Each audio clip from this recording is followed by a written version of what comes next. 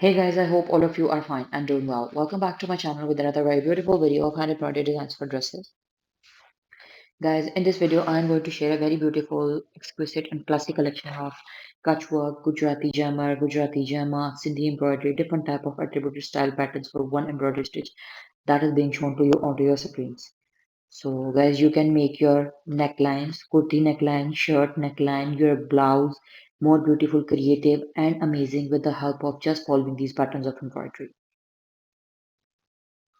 So if you really like the design patterns of today's video collection, then please don't forget to like, subscribe, and leave comments in the comment section so that we could get to know what you feel about our content and what you want us to share with you in our new and upcoming videos. Guys, on daily basis, we try our best to share amazing and creativity with you with respect to hand embroidery arts and continuous support. And in return, we expect your love into a large and remarkable number of YouTube friends and family members. One more thing is I request you to don't go anywhere, watch that video till end so that you can get all the amazing, stylish, beautiful and trendy ideas. Different stylized patterns of neckline like no long necklines that would absolutely go amazing for blouse embroidery. Round necklines, bot neck necklines that will go absolutely favorable for kurti designing.